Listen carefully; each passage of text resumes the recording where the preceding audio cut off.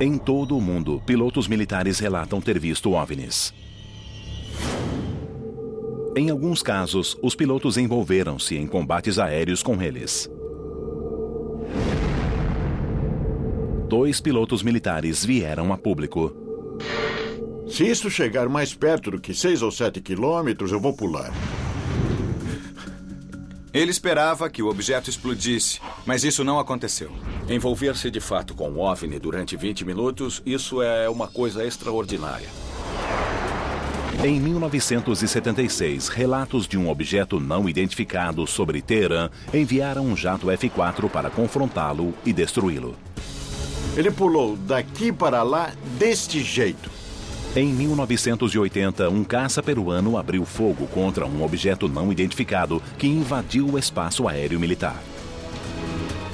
O comandante deu a ordem para decolar e destruir o objeto. Esses OVNIs executavam manobras impossíveis para as aeronaves terrestres? O cinegrafista está vomitando, mas tenta fazer o trabalho assim mesmo. A equipe e os ex-pilotos militares testaram 2 dos melhores casos de combate aéreo com OVNIs nos céus, sobre o Oceano Pacífico. É diferente de qualquer outra máquina. Este é o caso número 76102, combates aéreos com OVNIs. O OVNI sempre teve chance.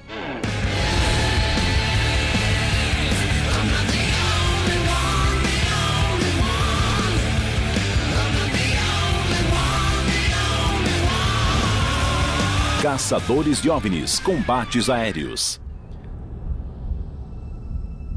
Combate aéreo é um termo que realmente veio da Primeira e da Segunda Guerras Mundiais. Um elemento importante do que eu considero como um combate aéreo é que os 2 envolvidos estão tentando atingir e matar um ao outro. Quando ouvi que alguns de nossos melhores pilotos, alguns dos melhores soldados, tiveram um combate aéreo com um OVNI, devo admitir que duvidei. Sou Bill Scott, ex-mecânico de voo de testes. Testei aviões de 1974 a 1987. Em 21 de fevereiro de 2008, a equipe foi chamada à base Mart da Força Aérea na Califórnia para continuar a investigar os combates aéreos entre naves militares e OVNIs. Foram descobertas evidências novas e surpreendentes. Nós vamos conversar sobre algumas das evidências mais críveis e importantes de toda a ufologia. Combates aéreos com OVNIs. Vamos nos encontrar com o piloto que realmente se envolveu com um OVNI sobre o Peru. E vamos conversar sobre o caso de Parviz Jafari, que realmente se envolveu com um OVNI sobre o Irã, sobre o Teherã, em 1976. Estamos empolgados com esses 2 casos. Isso se baseia em testemunhos ou temos provas físicas ou concretas? Eu soube que existem documentos oficiais do governo. Se houver provas concretas, eu estou muito curioso para ver. Aprontem-se para ter seu mundo abalado. Vamos lá.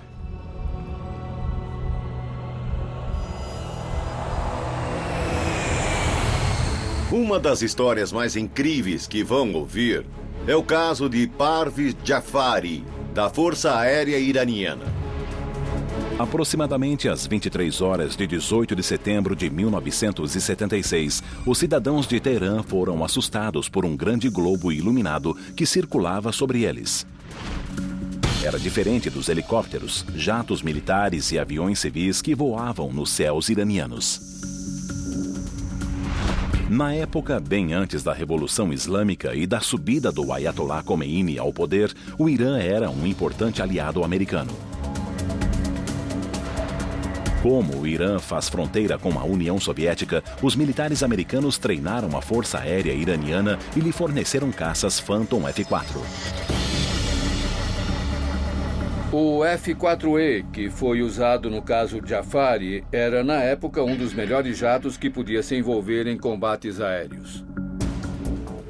As cenas seguintes, filmadas pela TV iraniana e exibidas pela primeira vez fora do Irã, documentam um encontro com um OVNI. As imagens mostram os militares envolvidos nesse evento, inclusive Parviz Jafari, e usam as transcrições reais da torre de controle. Estamos vendo um objeto com 4 pás no céu. Numerosos relatos de OVNIs continuaram a chegar à torre de controle do aeroporto Mehrabad. Os objetos não eram aviões militares nem civis.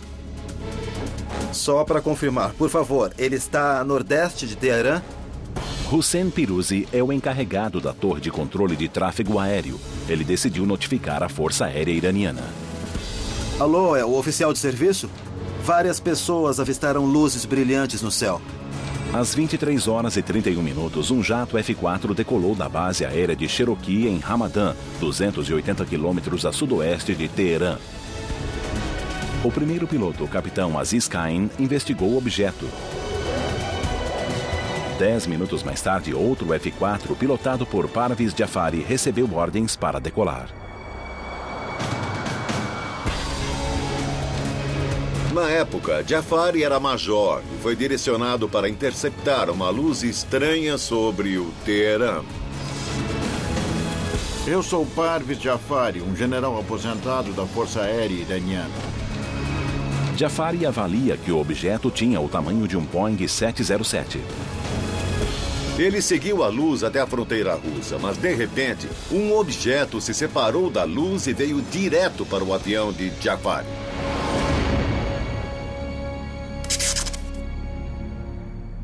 Eu me voltei para ele e o coloquei em 12 horas. Cheguei perto dele e nem dá para imaginar. De repente, ele pulou daqui para lá deste jeito. Com base em sua localização, Jafari estima que o objeto percorreu 45 quilômetros para a direita num piscar de olhos. Esse movimento estava além da capacidade de qualquer aeronave conhecida.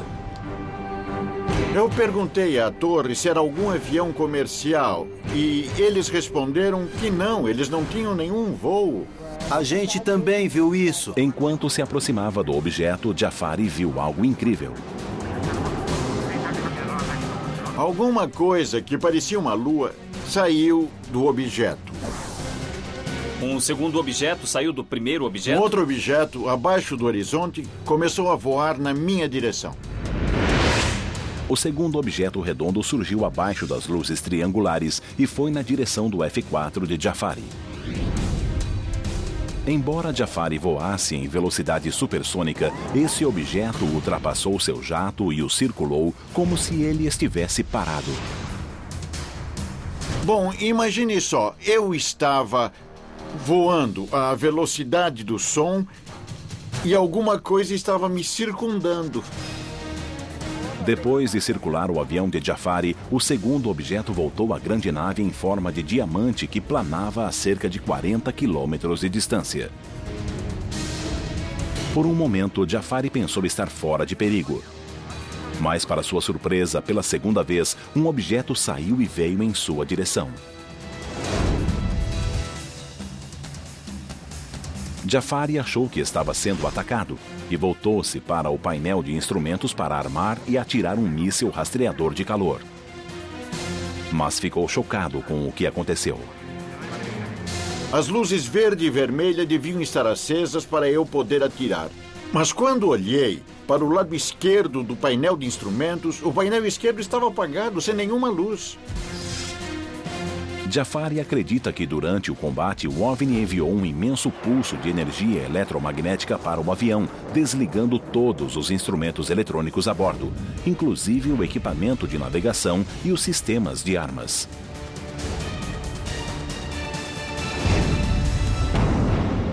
Com um sistema de mísseis fora de ação e sem ter como se defender, Jafari pensou em abandonar o avião. Pensei, se isso chegar mais perto do que 6 ou 7 quilômetros, eu vou pular. Mas antes de Jafari tomar essa difícil decisão, o objeto mudou de direção e voltou à grande nave. Quando ele se afastou de mim, eu pude ver o objeto principal. E depois ele ficou bem embaixo e desapareceu. Depois de passar por um encontro próximo com vários OVNIs nos céus escuros ao norte de Teherã, o Major Jafari percebeu que não era seguro continuar a seguir o objeto misterioso em forma de diamante.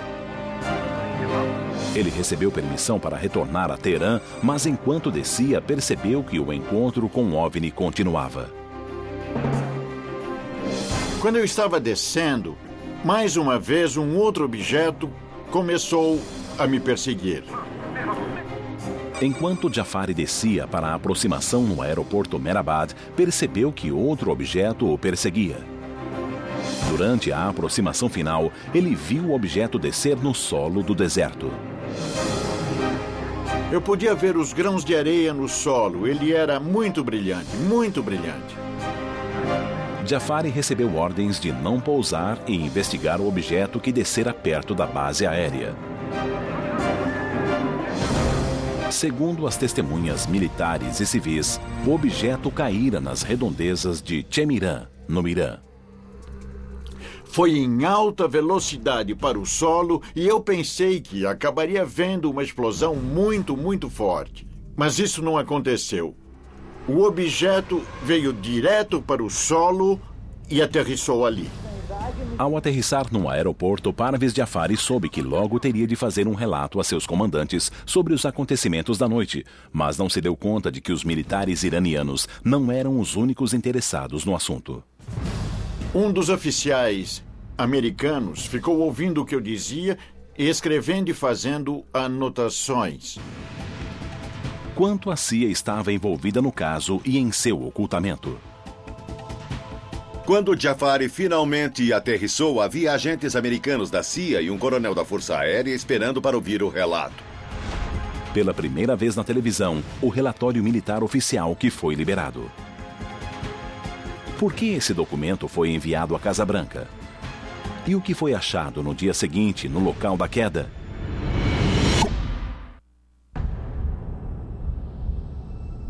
Em 1976, nos céus do Irã, o Major Parvez Jafari teve um angustiante encontro com o que acredita ser um OVNI. Ao aterrissar, foi questionado por altos oficiais militares iranianos. Um agente americano da CIA também estava presente. O agente fez um relatório com o título Irã relata avistamento de OVNI, que foi enviado para a CIA, a Força Aérea, o secretário de Estado, o secretário da Defesa e a Casa Branca. Esse relatório não é mais secreto. Segundo o relatório, um OVNI foi visto às 23 horas do dia 18 de setembro de 1976. Além do avistamento de Jafari, a torre de controle recebeu 4 telefonemas de moradores da região de Cheriman que diziam ter visto estranhos objetos nos céus. Alguns diziam que era um objeto semelhante a um pássaro e outros diziam que era um helicóptero. Mas não havia helicópteros voando nessa hora. O relatório detalha o avistamento de Jafari, inclusive a perda dos instrumentos eletrônicos. Quando o F-4 aproximou-se a cerca de 25 milhas náuticas, ele perdeu todos os instrumentos e a comunicação. O relatório diz ainda que foram vistos 2 objetos, um deles do tamanho de um 707. O segundo objeto foi direto para o F-4 em alta velocidade. O piloto tentou atirar um míssil AIM-9 contra o objeto, mas nesse momento o painel de controle de armamentos desligou-se. Então o piloto iniciou uma curva e deu um forte mergulho para se afastar do local.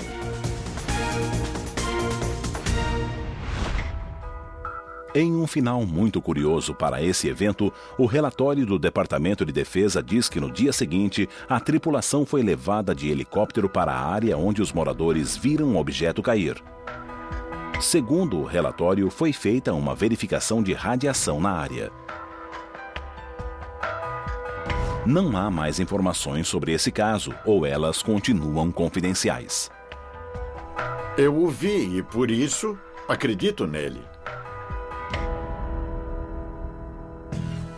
Impressionada com a história de Jafari e com o relatório do Departamento de Defesa, nossa equipe quis detalhar e testar os 3 elementos mais cruciais do caso. Primeiro, o objeto parece saltar mais de 40 quilômetros em um instante. Segundo, um objeto circular aproximou-se de Jafari a uma velocidade muito maior do que qualquer nave humana atingiria. E terceiro, o que poderia desligar os instrumentos eletrônicos de um dos caças mais avançados da época, o Phantom F-4E. A equipe e o consultor de voo, o ex-mecânico de testes Bill Scott, acharam que o melhor modo de testar e entender esse evento seria por meio de uma demonstração prática com aviões caça. A equipe está na Air Combat USA, em Orange County, na Califórnia, o melhor grupo de combate aéreo americano. A tripulação é formada por ex-pilotos militares com muitos anos de experiência em voo. Meu nome é Ben Clerks, ex-militar da Força Aérea. Sou Michael von Vietinghoff, chamado de Barão, e fui capitão da Força Aérea Alemã. Vocês vão voar no CI Marchetti SF-260. É um avião leve de ataque italiano que pode soltar bombas, atirar foguetes e metralhar. A aeronave tem nível mais 6 menos 3Gs, atinge cerca de 430 km por hora e voa como um caça leve de ataque. Isto é para valer. Os pilotos e Bill Scott calcularam que para recriar esse evento com esse avião, seria melhor usar uma escala de 25%, ou seja, voarão a 1/4 da velocidade e cobrirão 1/4 da distância.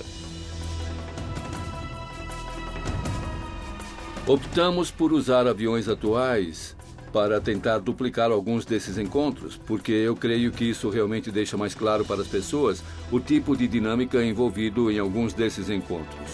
Estamos usando aeronaves de um tipo diferente. Há muitas coisas que não podemos fazer com estas máquinas, mas será muito esclarecedor. Hoje queremos recriar os eventos, queremos sair com 2 aeroplanos e um de nós irá simular o objeto voador não identificado. Não cheguem a menos de 150 metros. Essa é a nossa distância de segurança. Em caso de emergência, usaremos paraquedas. Diremos saltar, saltar, saltar. Esse é o nosso comando e iremos tirar a capota. Ok, vamos voar. Tudo bem, vamos lá. Isso funciona.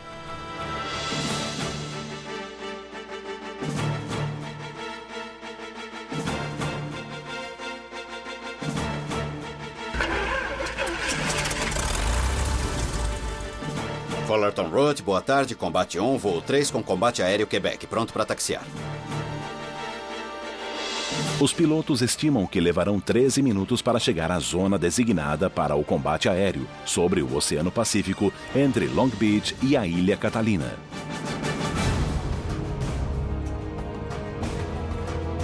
O combate aéreo começa. A equipe está demonstrando o primeiro elemento crucial o fato de o OVNI percorrer quilômetros em um instante. Ted e o Barão representam o OVNI e fazem uma curva exagerada em alta velocidade. Ele pulou daqui para lá deste jeito.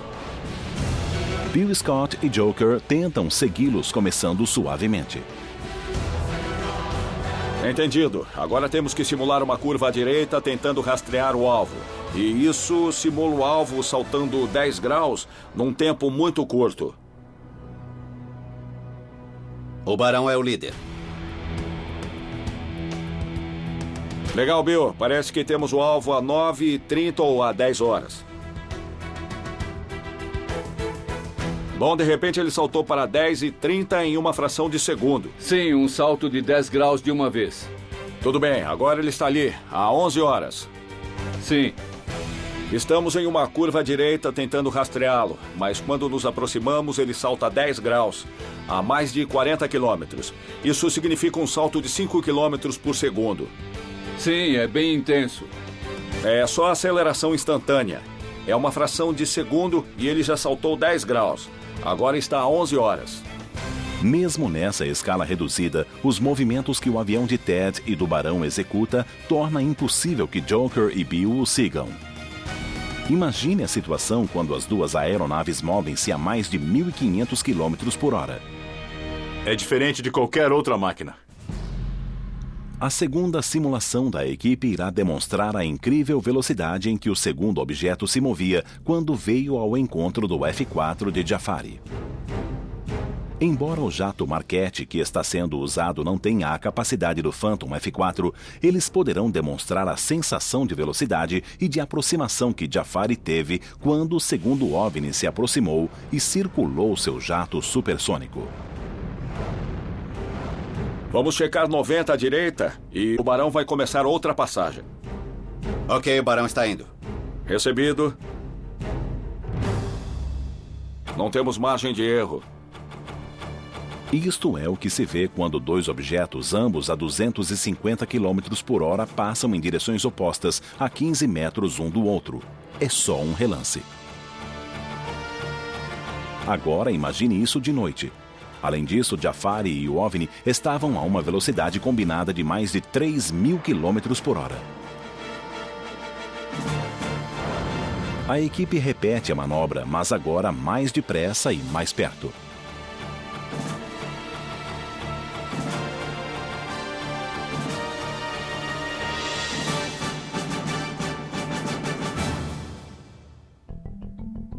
No dia 19 de setembro de 1976, um dia após o evento, o local da queda foi examinado em busca de radiação.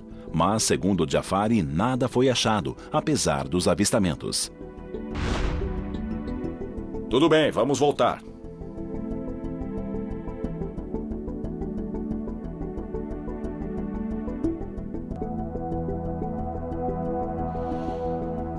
Então, como foi a experiência? Quer dizer, vocês estavam indo um para o outro a 250 km por hora? Isso, nós estávamos a 130 nós e eles também estavam Certo. se aproximando. Acontece num piscar de olhos. Nota-se um ponto escuro, bem distante.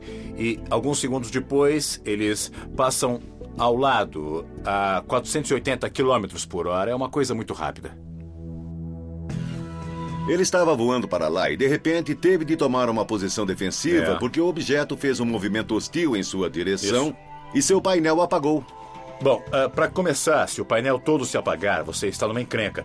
Não há como saber o que isso significa. Esses sistemas são complicados e são os mais estáveis e resistentes que nós temos, pois é um equipamento que é usado em guerras. Tem que ser incrivelmente resistente, tem que aguentar, pois pode ser atravessado por balas. Agora, todo o painel se apagar é surpreendente, porque não foi só o sistema pneumático, nem só o sistema elétrico, foram todos os sistemas e por isso não consigo imaginar uma explicação coerente para isso. Eu não sei o que poderia ter acontecido.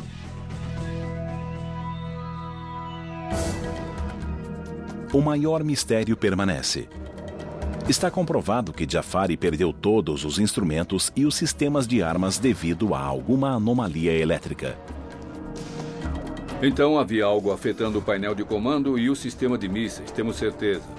Será que isso foi causado pelo OVNI? A equipe testa a teoria de Jafari.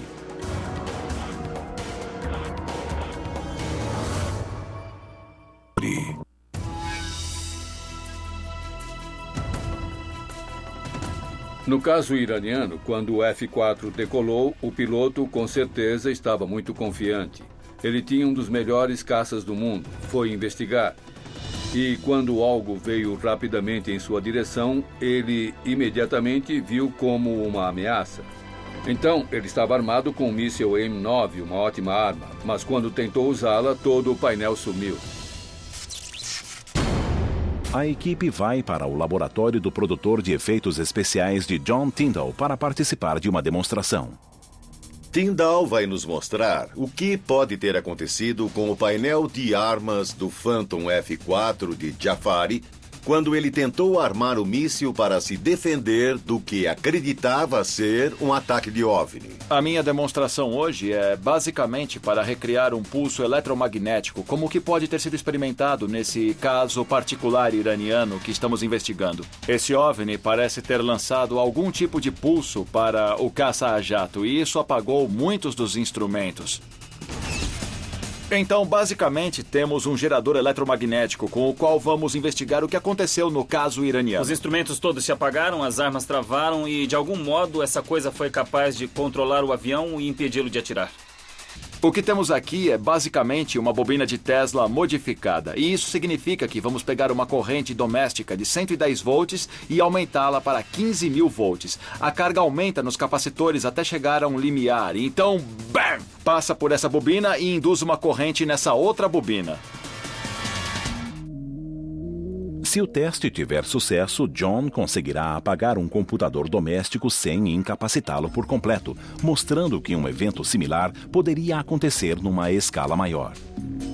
Uma das coisas sobre computadores de bordo e aviões fly-by-wire é que eles têm uma proteção, que é o casco do avião. Nós vamos configurar um simulador de voo e mostrar como os efeitos desse pulso eletromagnético perturbam os computadores de bordo ou qualquer outro tipo de computador.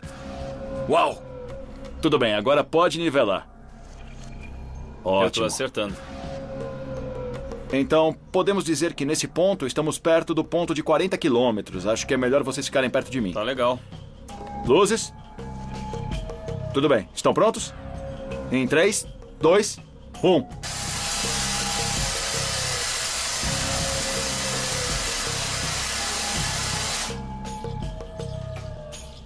$15.000 volts de baixa amperagem desligaram o computador. Mas será que ele ligará de novo depois disso? Certo, desligou. Jeff, veja se consegue reiniciar o computador.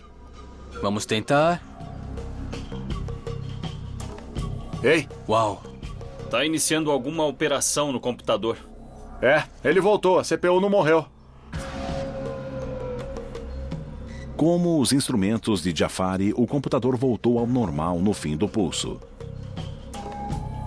John, você demonstrou que é possível tornar um painel daquele computador inoperante do mesmo modo em que um raio eletrônico ou outro raio que o OVNI atirou deixou os controles de Jafari inoperantes naquela noite de 1976. Se a gente estiver falando de uma civilização extraterrestre que nos visite, eles podem ter tecnologia muito superior ao que temos hoje no laboratório.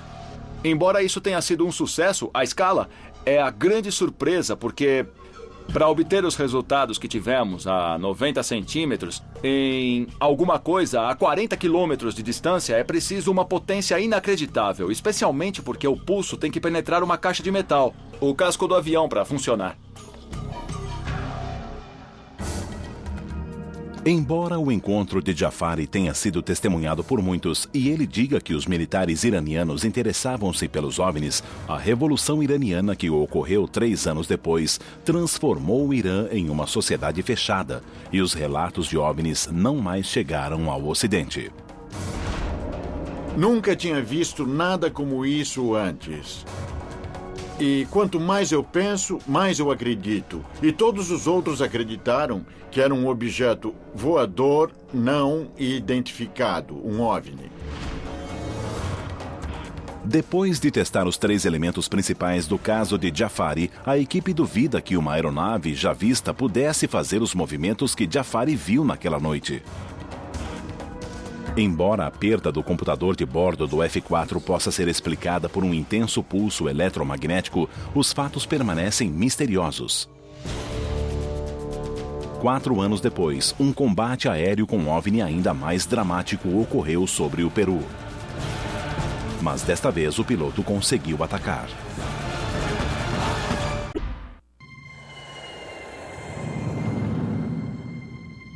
Em 18 de fevereiro de 2008, Oscar Santamaria chegou ao Aeroporto Internacional de Los Angeles, vindo de Lima, no Peru. Ele veio a Los Angeles para ajudar os caçadores de OVNIs a provar os fatos que cercaram seu extraordinário combate aéreo com um OVNI no Peru em 1980. Soy Oscar Santamaria Huertas, oficial piloto. Ele é Oscar Santamaria Huerta, um piloto da Força Aérea Peruana, atualmente aposentado. El 11 de abril de 1980, em 11 de abril de 1980, a las 7:15 horas de la mañana, às 7 horas e 15 minutos da manhã, na base aérea de La Joya, no Peru, 1.800 militares em serviço naquele dia observaram no final da pista um objeto que parecia ser um balão. Eles não tinham autorização para voar naquela área. Suponíamos que poderia ser um aparato. E pensaram que fosse um espião. O comando da base. O comandante, então, deu ordem para decolar e destruir o objeto de imediato. Santa Maria atirou 64 rajadas com sua Canon de 30 mm diretamente no objeto, mas, para sua surpresa, as balas pareciam atravessá-lo. Embora pudessem destruir tudo em seu caminho, inclusive um balão meteorológico. Ele esperava que o objeto explodisse. Mas isso não aconteceu e o objeto começou a subir. Ele continuou a seguir o objeto. Santa Maria seguiu o objeto e reparou que todas as vezes que atingia o raio de alcance, o objeto subia e executava manobras dignas de um grande piloto. No entanto, a parte mais crucial de sua história ainda será mencionada e envolve os militares americanos. Recentemente eu conheci Oscar Santa Maria e ouvi a história dele. E eu fiquei imaginando por que esse comandante militar contaria essa história de OVNI, a menos que tivesse realmente sido afetado por essa experiência. Eu acho que ele viu alguma coisa que o chocou bastante e que continuou com ele até hoje. Devido à complexidade desse evento, Oscar Santa Maria sempre encontrou céticos que não conseguem acreditar que ele e o objeto fizeram manobras tão extraordinárias durante o combate aéreo, com um objeto que ele acredita ter sido um OVNI verdadeiro. A equipe deseja determinar se o OVNI que Santa Maria encontrou tinha capacidades de manobra inexistentes na época. Como não tem acesso a um jato Sukhoi 22 igual ao de Santa Maria, usarão o melhor disponível. Retornaram ao Air Combat USA para levar o caso aos céus. A equipe identificou 3 elementos cruciais neste caso e deseja demonstrá-los. O fato de Santa Maria ter atirado no OVNI sem efeito visível impressionou a equipe, mas é difícil de testar. No entanto, 2 manobras aéreas podem ser analisadas com precisão no ar. Em primeiro lugar, o OVNI ficou parado no ar e depois, a partir da posição de parada, iniciou uma subida rápida e abrupta.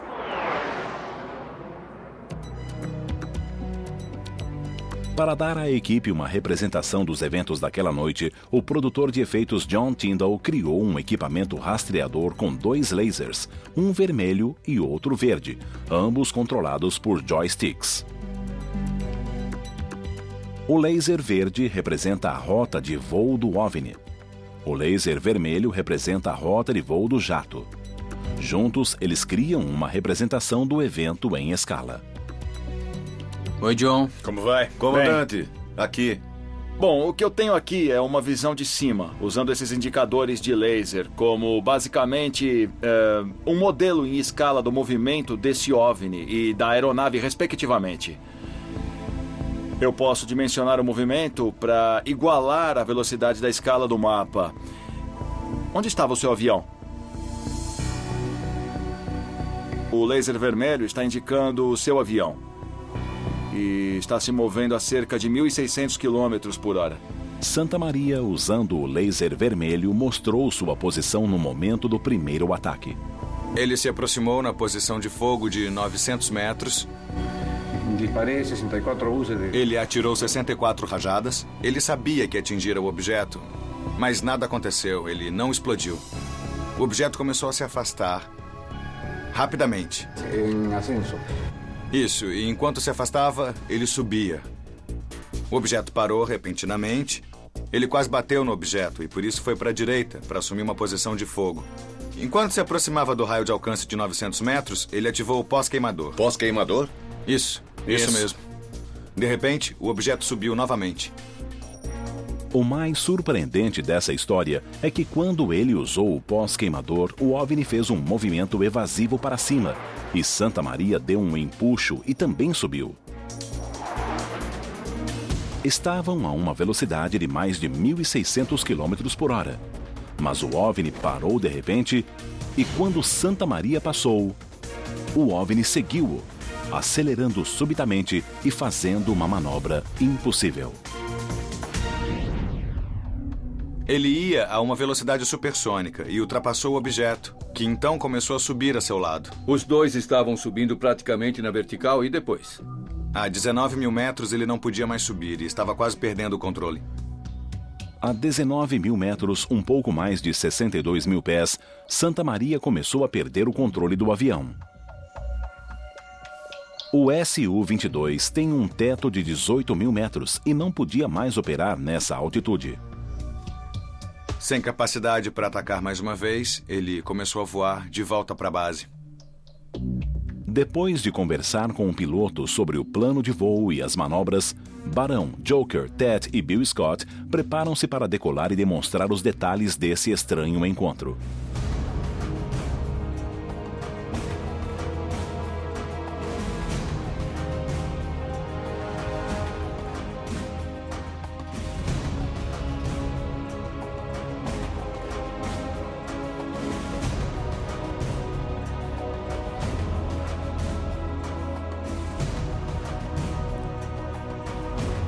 É preciso estar de olhos bem abertos, porque o espaço aéreo não é só nosso.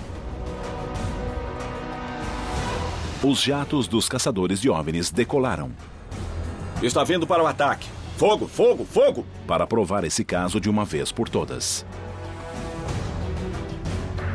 O caso de Santa Maria foi descoberto pelo Departamento de Defesa e pelos secretários de Estado. Um relatório completo foi redigido e enviado a algumas das mais importantes autoridades em Washington.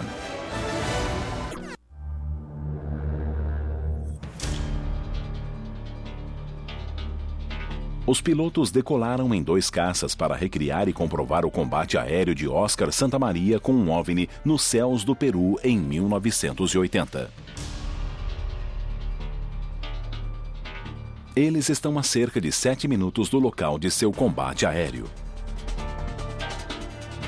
É preciso estar de olhos bem abertos, porque o espaço aéreo não é só nosso. Documentos militares divulgados recentemente mostram que foi feito um relatório detalhado desse caso para a surpresa de Santa Maria. Depois de seu voo, o Departamento Americano de Defesa incluiu todo o seu depoimento em um relatório do Departamento de Defesa. Fiquei intrigado. Como acha que conseguiram isso? A comunidade de inteligência entre os estados intercambiam informação. Exatamente. Mesmo, Existe uma comunidade próxima entre os países e as forças aéreas. Eles se comunicam e informam uns aos outros. Embora o governo americano parasse de investigar OVNIs com a conclusão do projeto Livro Azul em 1970, o relatório de Santa Maria, divulgado pelos secretários de Estado, demonstra outra coisa. Ele será apresentado aqui pela primeira vez na TV. O documento foi enviado ao secretário de Defesa, ao secretário de Estado, ao Departamento de Segurança Nacional e à CIA. Seu título é OVNI Avistado no Peru. O documento afirma: a fonte é o militar da Força Aérea Peruana que observou o evento. A fonte disse: um OVNI foi avistado perto de uma base da Força Aérea no sul do Peru e a FAP tentou interceptá-lo e destruí-lo sem sucesso. Esse evento chegou aos níveis mais altos do Departamento de Defesa dos Estados Unidos.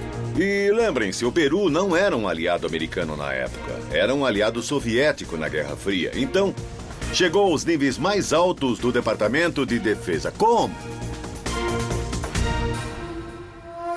Oscar Santa Maria recebeu uma cópia do documento em 2001, quando a Força Aérea Peruana realizou a primeira investigação oficial de OVNIs.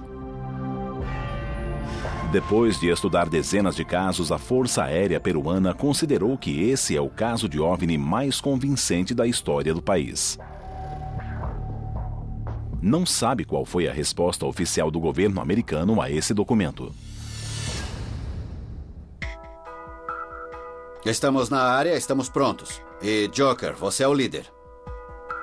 Os caças chegaram ao local. O combate aéreo vai começar.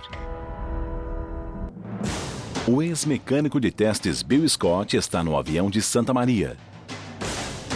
E o caçador de OVNIs Ted Eckworth está no avião OVNI para tentar manobrar como se fosse um OVNI. Como Santa Maria, eles assumiram uma posição de fogo. Santa Maria disse ter atirado no OVNI sem resultados. Depois, Santa Maria disse que o OVNI fez uma parada súbita, o que nenhum avião pode fazer porque as incríveis forças G matariam o piloto. Fogo, fogo, fogo! Estamos indo. Pronto, pronto. Este é o ponto. Enquanto o avião OVNI atinge o ponto, o avião de Santa Maria passa por ele e tem de desviar para evitar uma colisão. Mesmo nesse avião preparado, as forças G da desaceleração tiveram um duro efeito sobre o cinegrafista no caça. O cinegrafista está vomitando, mas tenta fazer o trabalho assim mesmo. A equipe repete a manobra 3 vezes.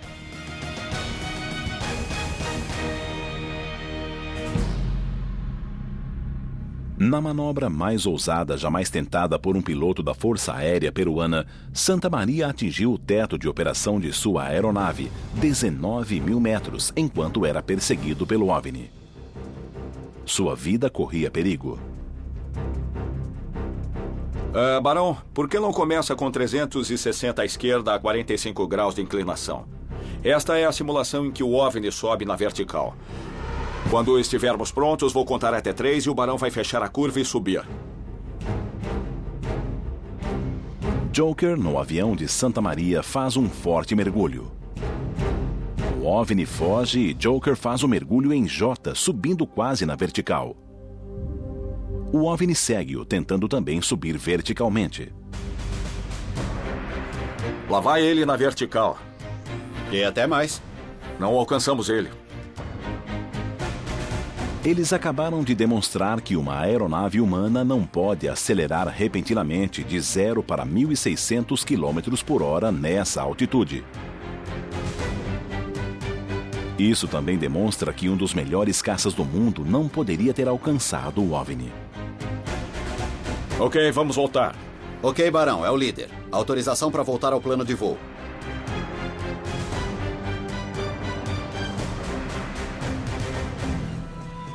Ficamos assim, a nave, o OVNI aqui, e depois fizemos várias passagens por ele. E o OVNI teve chance? O OVNI sempre teve chance, mas ele nos venceu nas manobras. E se o OVNI conseguiu subir naquela velocidade, não importa qual nosso avião. Parece que o OVNI só estava brincando. Ao estar na aeronave e basicamente tentar copiar ou imitar as manobras, você logo percebe que não há como algum veículo humano ter conseguido fazer as manobras que eu vi o OVNI fazendo. Ou o coronel está mentindo, ou foi algum tipo de objeto que era totalmente não humano e que superava todas as características de desempenho de voo de qualquer nave que nós temos. A equipe se reúne na sala de mapas para discutir os resultados dos voos de teste. Os aviões em que voamos não conseguem subir verticalmente. Não é um nível de desempenho. E não há um veículo que vá de estático àquela velocidade. Bom, quantos aviões existem que conseguem subir na vertical e são supersônicos? Muitos deles podem chegar a uma razão melhor que 1 para 1, mas não se começa da posição parado. É preciso dar um impulso como ele fez. É a velocidade e a capacidade de manobra que surpreendem. O OVNI para, sobe na vertical e chega a uma velocidade supersônica instantânea. Plana e atinge 19 mil metros. Não podemos fazer nada, não podemos fazer nada igual a isso. Realmente se envolver com um OVNI por um período de 20 minutos, isso é uma coisa extraordinária. Sabe, pode-se ver algo durante um momento e não se conseguir identificar o que é. Mas poder se envolver com ele por 20 ou 22 minutos, essa é uma situação totalmente demais. 2 casos, 2 pilotos confiáveis, 2 documentos militares oficiais divulgados que mostram que esses casos chegaram aos mais altos níveis do governo. O que dizer dos casos de combate aéreo com OVNIs que ainda não foram divulgados?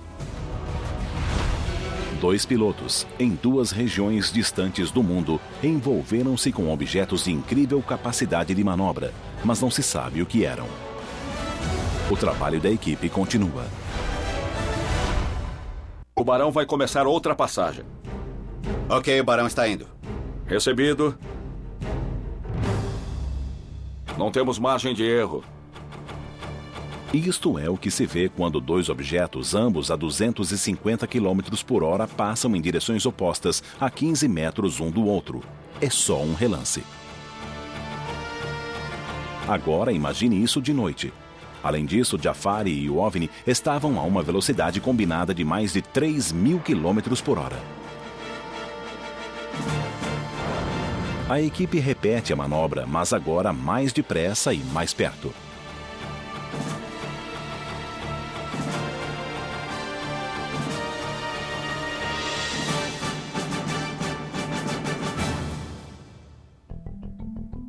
No dia 19 de setembro de 1976, um dia após o evento, o local da queda foi examinado em busca de radiação. Mas, segundo Jafari, nada foi achado, apesar dos avistamentos. Tudo bem, vamos voltar.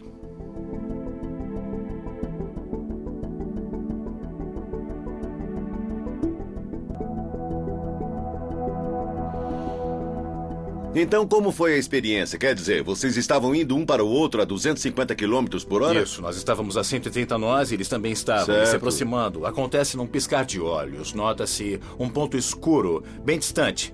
E alguns segundos depois, eles passam ao lado a 480 km por hora. É uma coisa muito rápida. Ele estava voando para lá e, de repente, teve de tomar uma posição defensiva porque o objeto fez um movimento hostil em sua direção e seu painel apagou. Bom, para começar, se o painel todo se apagar, você está numa encrenca. Não há como saber o que isso significa. Esses sistemas são complicados e são os mais estáveis e resistentes que nós temos, pois é um equipamento que é usado em guerras. Tem que ser incrivelmente resistente, tem que aguentar, pois pode ser atravessado por balas. Agora, todo o painel se apagar é surpreendente, porque não foi só o sistema pneumático, nem só o sistema elétrico, foram todos os sistemas e por isso não consigo imaginar uma explicação coerente para isso. Eu não sei o que poderia ter acontecido.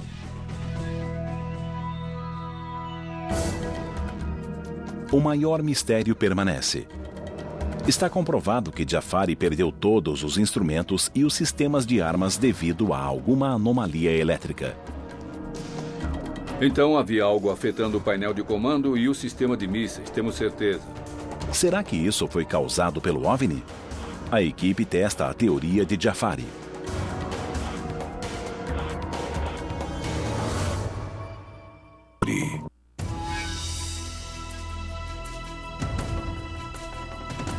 No caso iraniano, quando o F-4 decolou, o piloto com certeza estava muito confiante. Ele tinha um dos melhores caças do mundo, foi investigar. E quando algo veio rapidamente em sua direção, ele imediatamente viu como uma ameaça. Então, ele estava armado com um míssil M9, uma ótima arma, mas quando tentou usá-la, todo o painel sumiu. A equipe vai para o laboratório do produtor de efeitos especiais de John Tyndall para participar de uma demonstração. Tyndall vai nos mostrar o que pode ter acontecido com o painel de armas do Phantom F-4 de Jafari quando ele tentou armar o míssil para se defender do que acreditava ser um ataque de OVNI. A minha demonstração hoje é basicamente para recriar um pulso eletromagnético, como o que pode ter sido experimentado nesse caso particular iraniano que estamos investigando. Esse OVNI parece ter lançado algum tipo de pulso para o caça a jato e isso apagou muitos dos instrumentos. Então, basicamente, temos um gerador eletromagnético com o qual vamos investigar o que aconteceu no caso iraniano. Os instrumentos todos se apagaram, as armas travaram e, de algum modo, essa coisa foi capaz de controlar o avião e impedi-lo de atirar. O que temos aqui é basicamente uma bobina de Tesla modificada. E isso significa que vamos pegar uma corrente doméstica de 110 volts e aumentá-la para 15.000 volts. A carga aumenta nos capacitores até chegar a um limiar. Então, BAM! Passa por essa bobina e induz uma corrente nessa outra bobina. Se o teste tiver sucesso, John conseguirá apagar um computador doméstico sem incapacitá-lo por completo, mostrando que um evento similar poderia acontecer numa escala maior. Uma das coisas sobre computadores de bordo e aviões fly-by-wire é que eles têm uma proteção, que é o casco do avião. Nós vamos configurar um simulador de voo e mostrar como os efeitos desse pulso eletromagnético perturbam os computadores de bordo ou qualquer outro tipo de computador. Uau! Tudo bem, agora pode nivelar. Ótimo. Eu estou acertando. Então, podemos dizer que nesse ponto estamos perto do ponto de 40 quilômetros. Acho que é melhor vocês ficarem perto de mim. Tá legal. Luzes? Tudo bem. Estão prontos? Em 3, 2, 1.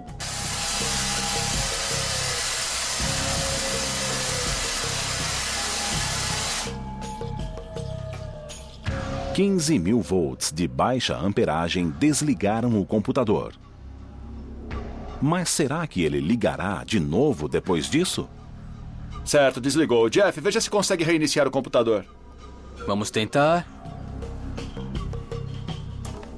Ei! Uau! Tá iniciando alguma operação no computador.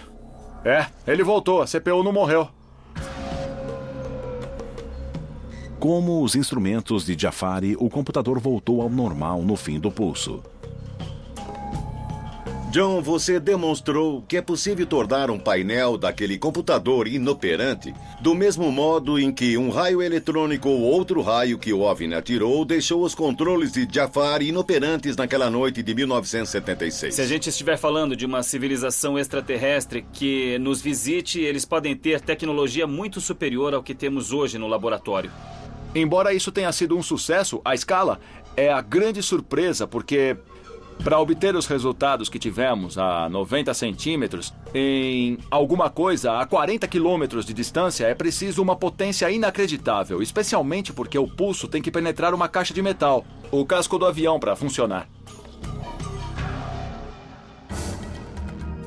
Embora o encontro de Jafari tenha sido testemunhado por muitos e ele diga que os militares iranianos interessavam-se pelos OVNIs, a Revolução Iraniana que ocorreu 3 anos depois transformou o Irã em uma sociedade fechada e os relatos de OVNIs não mais chegaram ao Ocidente. Nunca tinha visto nada como isso antes. E quanto mais eu penso, mais eu acredito. E todos os outros acreditaram que era um objeto voador não identificado, um OVNI. Depois de testar os 3 elementos principais do caso de Jafari, a equipe duvida que uma aeronave já vista pudesse fazer os movimentos que Jafari viu naquela noite. Embora a perda do computador de bordo do F-4 possa ser explicada por um intenso pulso eletromagnético, os fatos permanecem misteriosos. 4 anos depois, um combate aéreo com OVNI ainda mais dramático ocorreu sobre o Peru. Mas desta vez o piloto conseguiu atacar.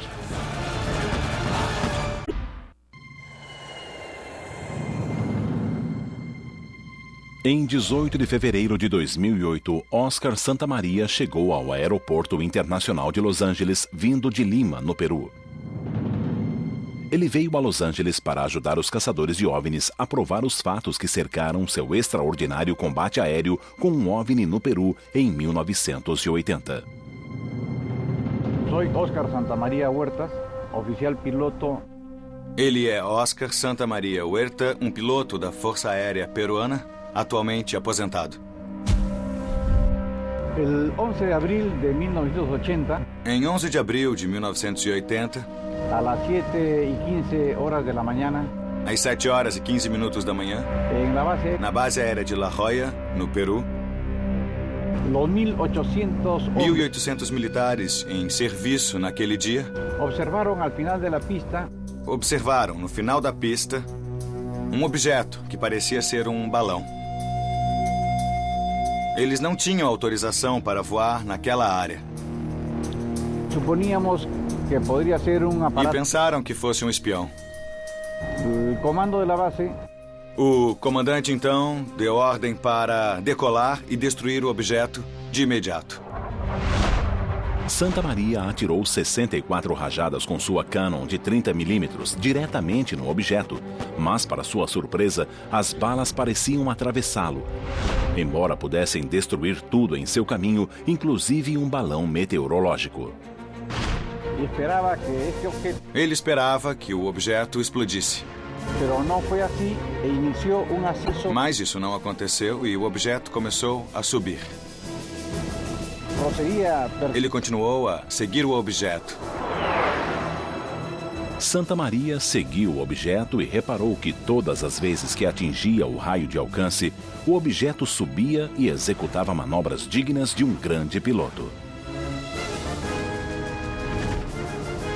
No entanto, a parte mais crucial de sua história ainda será mencionada e envolve os militares americanos. Recentemente eu conheci Oscar Santa Maria e ouvi a história dele. E eu fiquei imaginando por que esse comandante militar contaria essa história de OVNI, a menos que tivesse realmente sido afetado por essa experiência. Eu acho que ele viu alguma coisa que o chocou bastante e que continuou com ele até hoje. Devido à complexidade desse evento, Oscar Santa Maria sempre encontrou céticos que não conseguem acreditar que ele e o objeto fizeram manobras tão extraordinárias durante o combate aéreo, com um objeto que ele acredita ter sido um OVNI verdadeiro. A equipe deseja determinar se o OVNI que Santa Maria encontrou tinha capacidades de manobra inexistentes na época. Como não tem acesso a um jato Sequoia 22 igual ao de Santa Maria, usarão o melhor disponível. Retornaram ao Air Combat USA para levar o caso aos céus. A equipe identificou 3 elementos cruciais neste caso e deseja demonstrá-los. O fato de Santa Maria ter atirado no OVNI sem efeito visível impressionou a equipe, mas é difícil de testar. No entanto, 2 manobras aéreas podem ser analisadas com precisão no ar. Em primeiro lugar, o OVNI ficou parado no ar e depois, a partir da posição de parada, iniciou uma subida rápida e abrupta.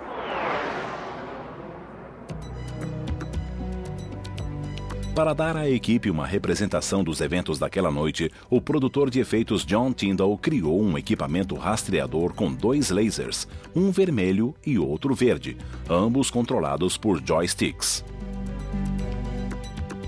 O laser verde representa a rota de voo do OVNI. O laser vermelho representa a rota de voo do jato. Juntos, eles criam uma representação do evento em escala.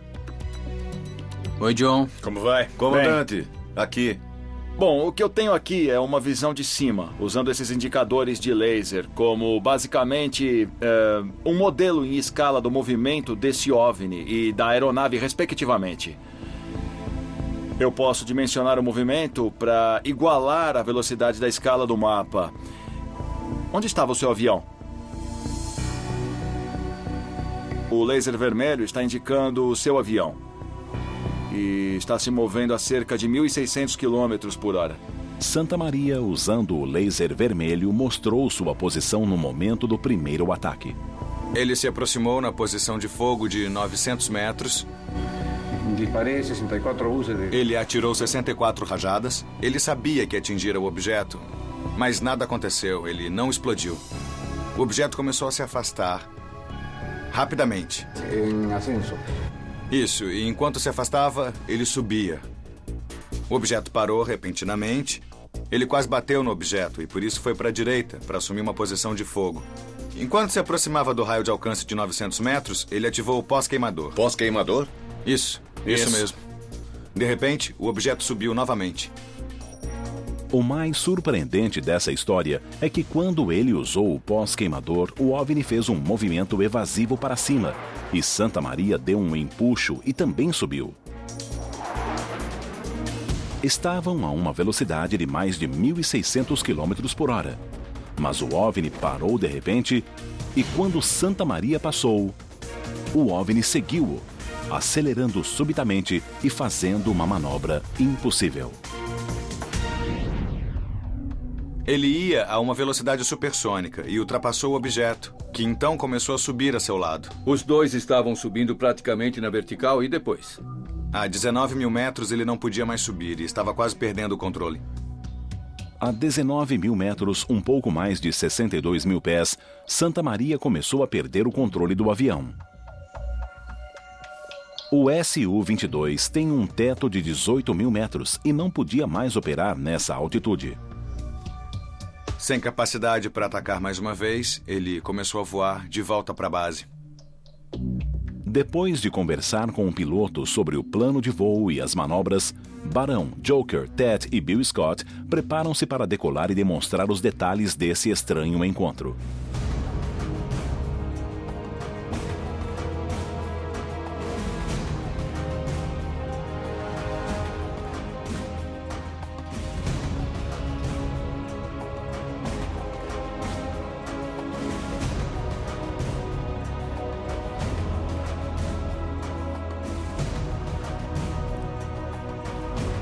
É preciso estar de olhos bem abertos, porque o espaço aéreo não é só nosso. Os jatos dos caçadores de OVNIs decolaram. Está vindo para o ataque. Fogo, fogo, fogo! Para provar esse caso de uma vez por todas. O caso de Santa Maria foi descoberto pelo Departamento de Defesa e pelos secretários de Estado. Um relatório completo foi redigido e enviado a algumas das mais importantes autoridades em Washington.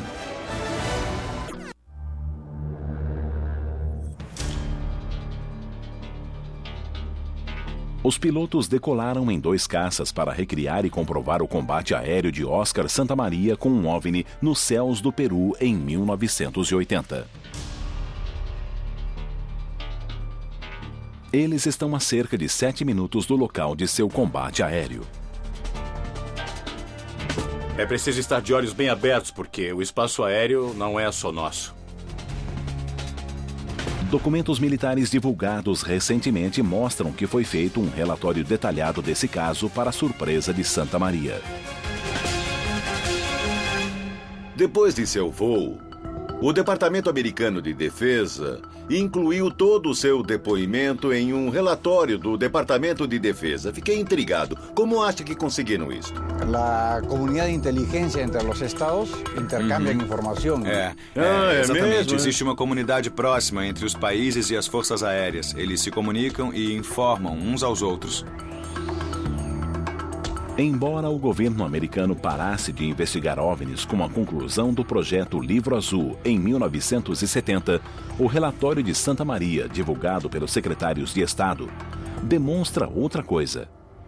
Ele será apresentado aqui pela primeira vez na TV.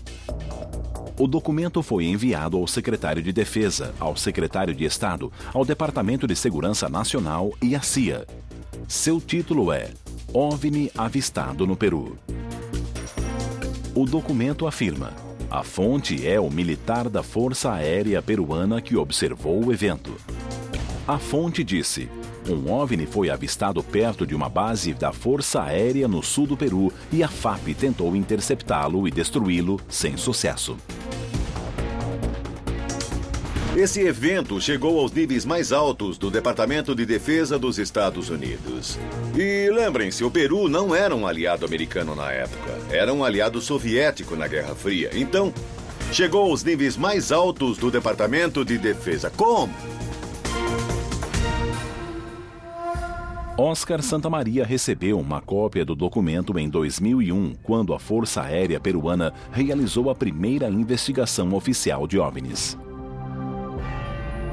Depois de estudar dezenas de casos, a Força Aérea Peruana considerou que esse é o caso de OVNI mais convincente da história do país.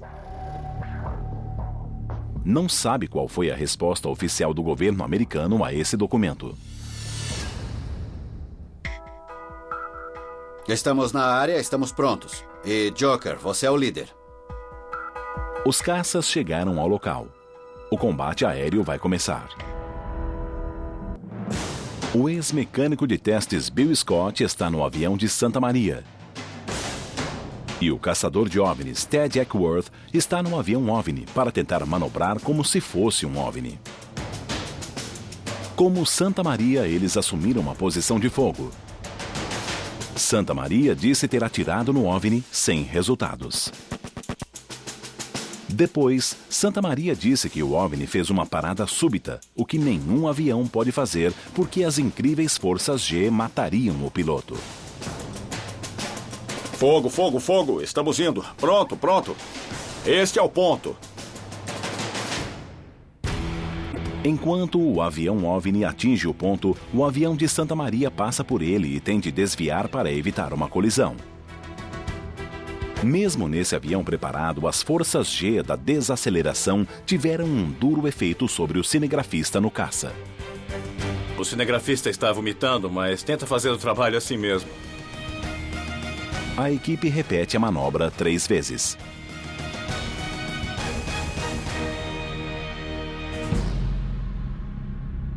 Na manobra mais ousada jamais tentada por um piloto da Força Aérea Peruana, Santa Maria atingiu o teto de operação de sua aeronave, 19.000 metros, enquanto era perseguido pelo OVNI.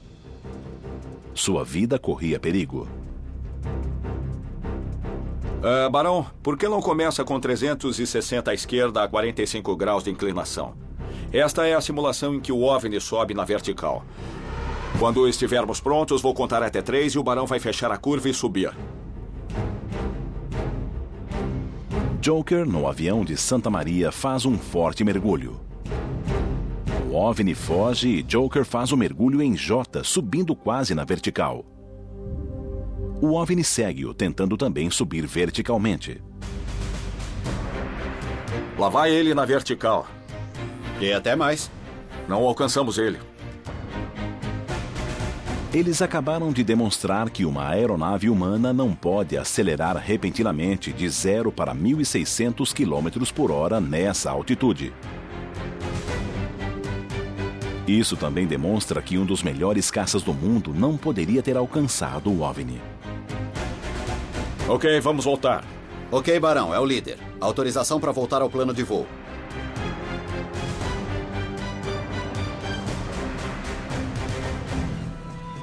Ficamos assim, a nave, o OVNI aqui, e depois fizemos várias passagens por ele. E o OVNI teve chance? O OVNI sempre teve chance, mas ele nos venceu nas manobras. E se o OVNI conseguiu subir naquela velocidade, não importa qual nosso avião. Parece que o OVNI só estava brincando. Ao estar na aeronave e basicamente tentar copiar ou imitar as manobras, você logo percebe que não há como algum veículo humano ter conseguido fazer as manobras que eu vi o OVNI fazendo. Ou o coronel está mentindo, ou foi algum tipo de objeto que era totalmente não humano e que superava todas as características de desempenho de voo de qualquer nave que nós temos. A equipe se reúne na sala de mapas para discutir os resultados dos voos de teste. Os aviões em que voamos não conseguem subir verticalmente. Não é um nível de desempenho. E não há um veículo que vá de estático àquela velocidade. Bom, quantos aviões existem que conseguem subir na vertical e são supersônicos? Muitos deles podem chegar a uma razão melhor que 1 para 1, mas não se começa da posição parado. É preciso dar um impulso como ele fez.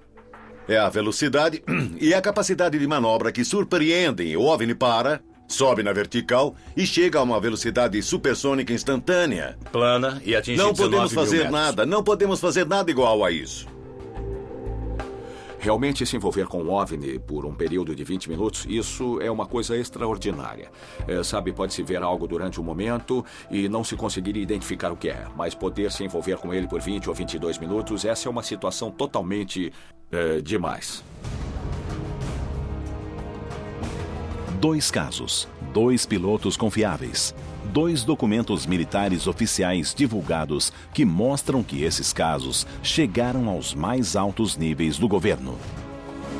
O que dizer dos casos de combate aéreo com OVNIs que ainda não foram divulgados? 2 pilotos, em 2 regiões distantes do mundo, envolveram-se com objetos de incrível capacidade de manobra, mas não se sabe o que eram. O trabalho da equipe continua. Mas isso não aconteceu e o objeto começou a subir. Ele continuou a seguir o objeto. Santa Maria seguiu o objeto e reparou que todas as vezes que atingia o raio de alcance, o objeto subia e executava manobras dignas de um grande piloto. No entanto, a parte mais crucial de sua história ainda será mencionada e envolve os militares americanos. Recentemente eu conheci Oscar Santamaria e ouvi a história dele. E eu fiquei imaginando por que esse comandante militar contaria essa história de OVNI, a menos que tivesse realmente sido afetado por essa experiência. Eu acho que ele viu alguma coisa que o chocou bastante e que continuou com ele até hoje. Devido à complexidade desse evento, Oscar Santamaria sempre encontrou céticos que não conseguem acreditar que ele e o objeto fizeram manobras tão extraordinárias durante o combate aéreo, com um objeto que ele acredita ter sido um OVNI verdadeiro. A equipe deseja determinar se o OVNI que Santamaria encontrou tinha capacidades de manobra inexistentes na época. Como não tem acesso a um jato Sequoia 22 igual ao de Santamaria, usarão o melhor disponível. Retornaram ao Air Combat USA para levar o caso aos céus. A equipe identificou 3 elementos cruciais neste caso e deseja demonstrá-los. O fato de Santamaria ter atirado no OVNI sem efeito visível impressionou a equipe, mas é difícil de testar. No entanto, 2 manobras aéreas podem ser analisadas com precisão no ar. Em primeiro lugar, o OVNI ficou parado no ar e depois, a partir da posição de parada, iniciou uma subida rápida e abrupta.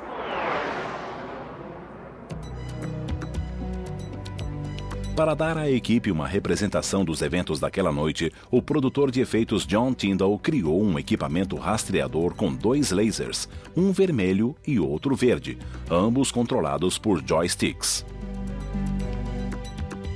O laser verde representa a rota de voo do OVNI. O laser vermelho representa a rota de voo do jato. Juntos, eles criam uma representação do evento em escala. Oi, John. Como vai? Comandante, aqui. Bom, o que eu tenho aqui é uma visão de cima, usando esses indicadores de laser como, basicamente, um modelo em escala do movimento desse OVNI e da aeronave, respectivamente. Eu posso dimensionar o movimento para igualar a velocidade da escala do mapa. Onde estava o seu avião? O laser vermelho está indicando o seu avião. E está se movendo a cerca de 1.600 km por hora.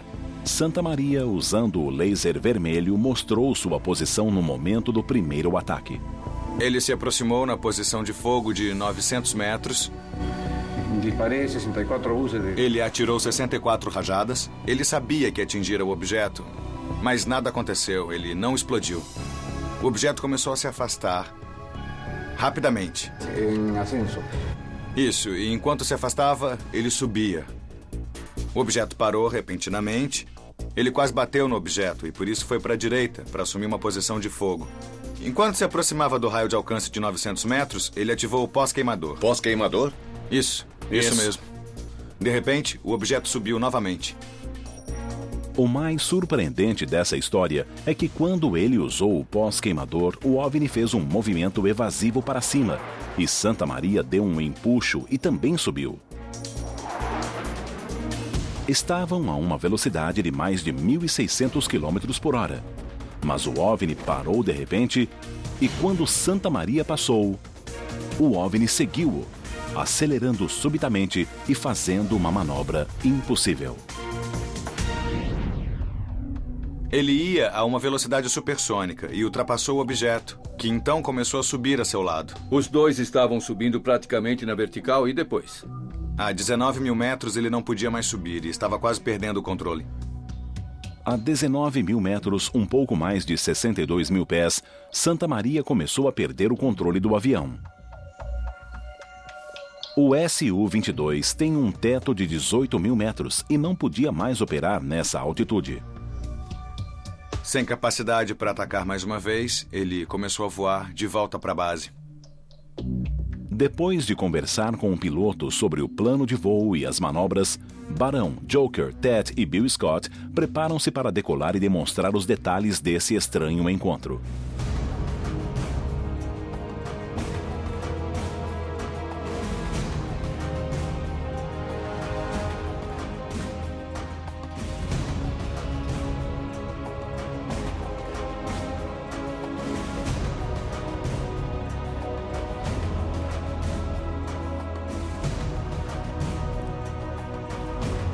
É preciso estar de olhos bem abertos, porque o espaço aéreo não é só nosso. Os jatos dos caçadores de OVNIs decolaram. Está vindo para o ataque. Fogo, fogo, fogo! Para provar esse caso de uma vez por todas. O caso de Santa Maria foi descoberto pelo Departamento de Defesa e pelos secretários de Estado. Um relatório completo foi redigido e enviado a algumas das mais importantes autoridades em Washington.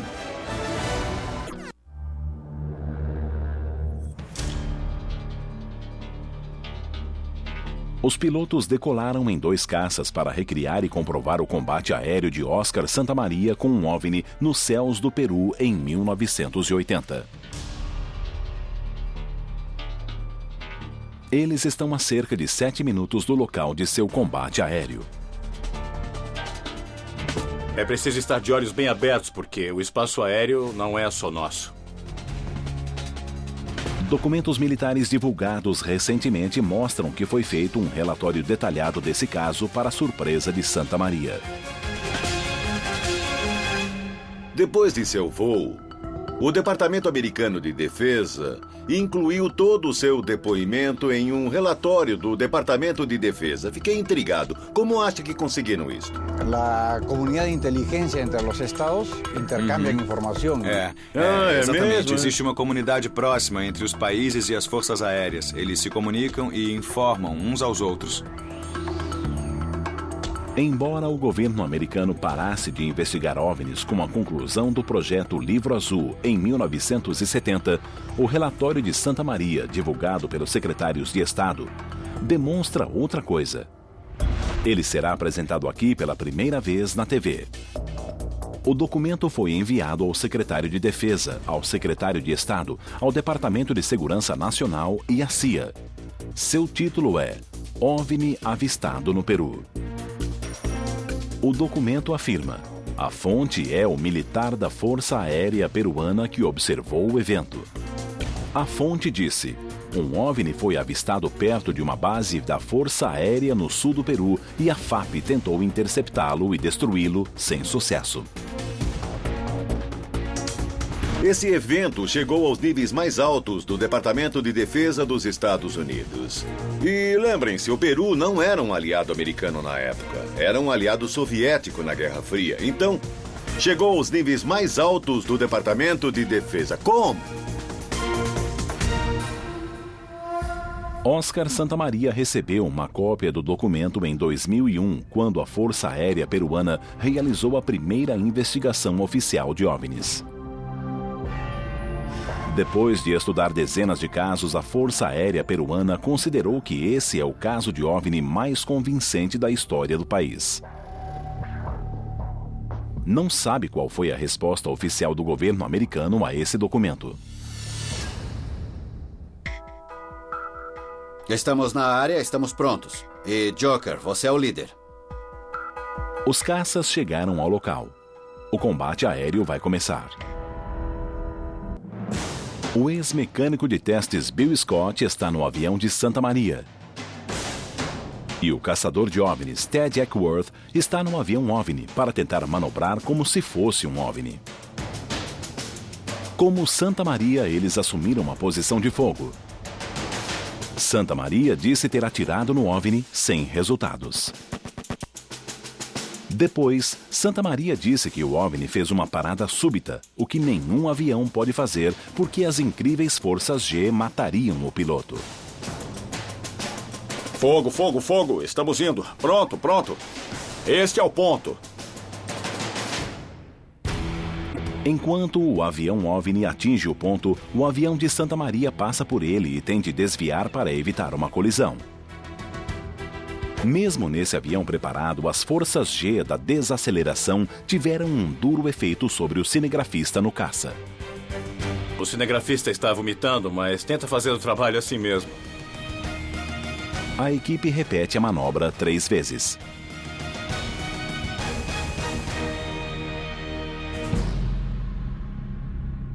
Na manobra mais ousada jamais tentada por um piloto da Força Aérea Peruana, Santa Maria atingiu o teto de operação de sua aeronave, 19.000 metros, enquanto era perseguido pelo OVNI. Sua vida corria perigo.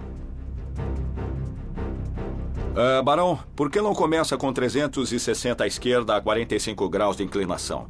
Esta é a simulação em que o OVNI sobe na vertical. Quando estivermos prontos, vou contar até 3 e o Barão vai fechar a curva e subir.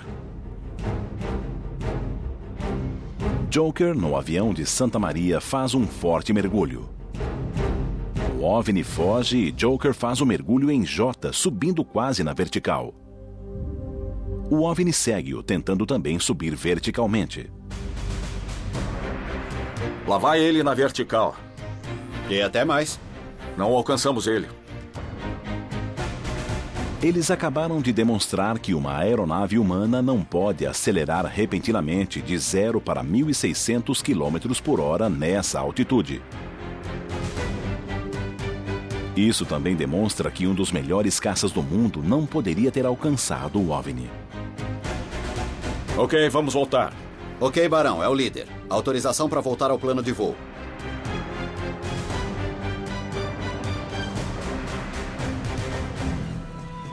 Ficamos assim, a nave, o OVNI aqui, e depois fizemos várias passagens por ele. E o OVNI teve chance?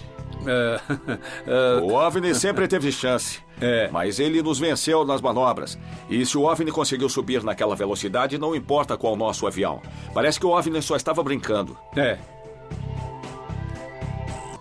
Ao estar na aeronave e basicamente tentar copiar ou imitar as manobras, você logo percebe que não há como algum veículo humano ter conseguido fazer as manobras que eu vi o OVNI fazendo. Ou o coronel está mentindo, ou foi algum tipo de objeto que era totalmente não humano e que superava todas as características de desempenho de voo de qualquer nave que nós temos. A equipe se reúne na sala de mapas para discutir os resultados dos voos de teste. Os aviões em que voamos não conseguem subir verticalmente. Não é um nível de desempenho. E não há um veículo que vá de estático àquela velocidade. Bom, quantos aviões existem que conseguem subir na vertical e são supersônicos? Muitos deles podem chegar a uma razão melhor que 1 para 1, mas não se começa da posição parado. É preciso dar um impulso como ele fez. É a velocidade e a capacidade de manobra que surpreendem. O OVNI para, sobe na vertical e chega a uma velocidade supersônica instantânea. Plana e atinge 19 Não podemos mil fazer metros. nada, não podemos fazer nada igual a isso. Realmente se envolver com um OVNI por um período de 20 minutos, isso é uma coisa extraordinária. Sabe, pode-se ver algo durante um momento e não se conseguir identificar o que é. Mas poder se envolver com ele por 20 ou 22 minutos, essa é uma situação totalmente demais. 2 casos, 2 pilotos confiáveis, 2 documentos militares oficiais divulgados que mostram que esses casos chegaram aos mais altos níveis do governo. O que dizer dos casos de combate aéreo com OVNIs que ainda não foram divulgados? 2 pilotos, em 2 regiões distantes do mundo, envolveram-se com objetos de incrível capacidade de manobra, mas não se sabe o que eram. O trabalho da equipe continua. Enquanto o avião OVNI atinge o ponto, o avião de Santa Maria passa por ele e tem de desviar para evitar uma colisão. Mesmo nesse avião preparado, as forças G da desaceleração tiveram um duro efeito sobre o cinegrafista no caça. O cinegrafista está vomitando, mas tenta fazer o trabalho assim mesmo. A equipe repete a manobra 3 vezes.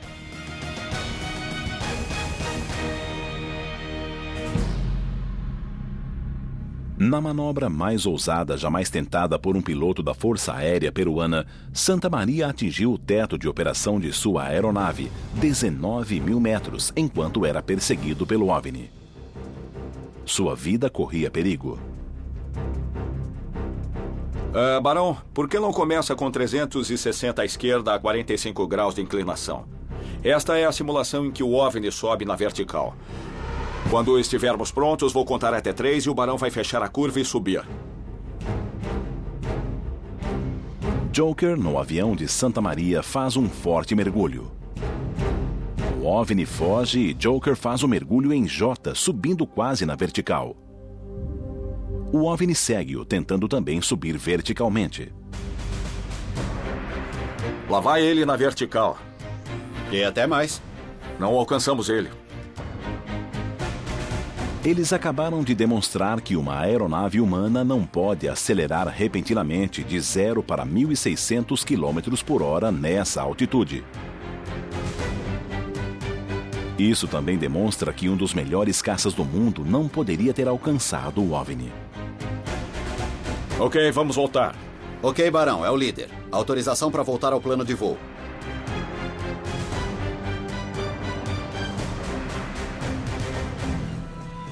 Ficamos assim, a nave, o OVNI aqui, e depois fizemos várias passagens por ele. E o OVNI teve chance? O OVNI sempre teve chance, mas ele nos venceu nas manobras. E se o OVNI conseguiu subir naquela velocidade, não importa qual nosso avião. Parece que o OVNI só estava brincando. Ao estar na aeronave e basicamente tentar copiar ou imitar as manobras, você logo percebe que não há como algum veículo humano ter conseguido fazer as manobras que eu vi o OVNI fazendo. Ou o coronel está mentindo, ou foi algum tipo de objeto que era totalmente não humano e que superava todas as características de desempenho de voo de qualquer nave que nós temos.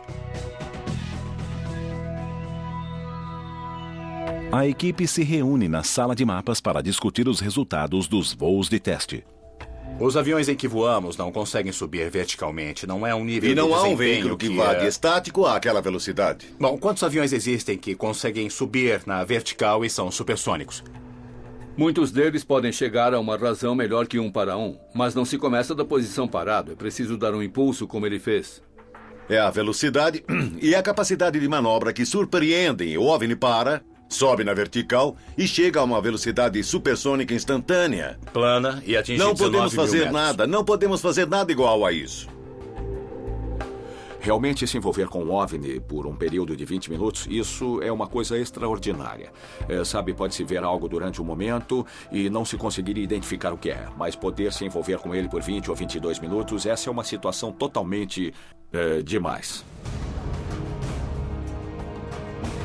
2 casos, 2 pilotos confiáveis, 2 documentos militares oficiais divulgados que mostram que esses casos chegaram aos mais altos níveis do governo. O que dizer dos casos de combate aéreo com OVNIs que ainda não foram divulgados? 2 pilotos, em 2 regiões distantes do mundo, envolveram-se com objetos de incrível capacidade de manobra, mas não se sabe o que eram. O trabalho da equipe continua.